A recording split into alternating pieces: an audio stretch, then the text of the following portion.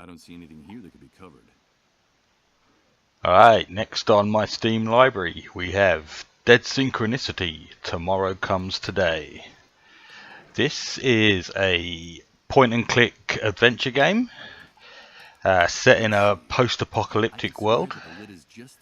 You control a main character who's lost his memory at the beginning of the game, waking up in a caravan, a trailer, and being told a little bit about what's happened to the world, but not too much. And then he sets about finding out who he is and generally what's going on and helping people out.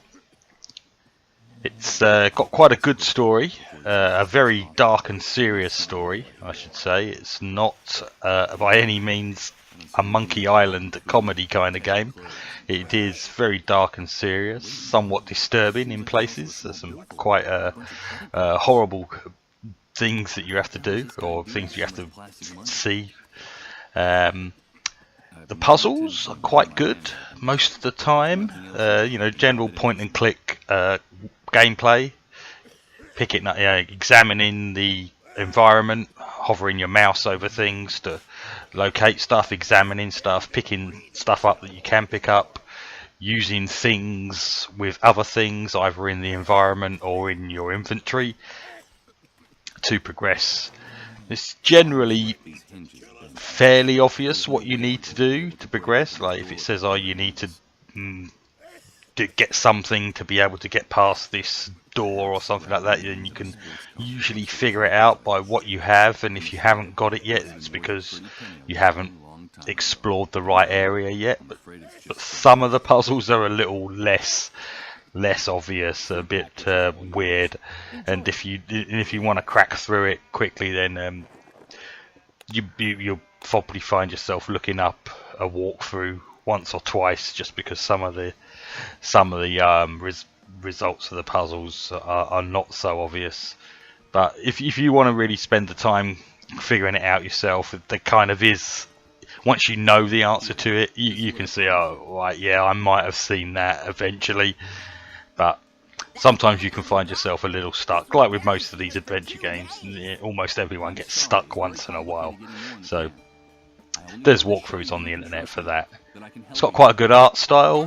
Voice acting's pretty good, and there is a lot of voice acting. That's probably the biggest, my biggest at least, complaint about the game is like a lot of it is sitting around listening to the voice acting, listening to dialogue. I'd say the majority of the game it's almost more of a visual novel in that way, and then you listen to a lot of dialogue, interacting, selecting dialogue options yourself, and then you do a bit of point and clicking, puzzle solving, and then you listen to a load more dialogue.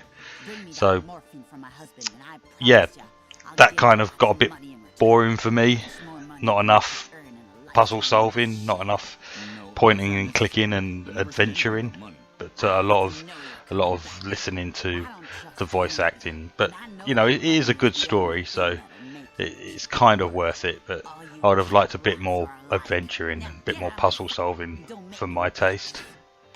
But overall, it's quite good. I wouldn't pay full price for it, and I didn't. Full price is like £15, I think, $14.99.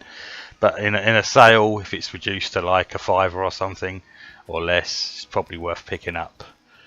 But if you're a fan of the old point and click adventures, you'll probably get something out of it. It's a decent enough game for that. So, Dead Synchronicity, Tomorrow Comes Today. I think it's supposed to be an episodic game, because it certainly does finish without giving away any spoilers. It finishes without completely resolving the story. So from what I understand, it's an episodic, or will be an episodic game. So, but it's been like 2 years since it came out, and there hasn't been a second one yet, I don't think. So we'll wait and see.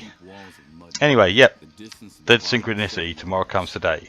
How the hell was this cesspit formed?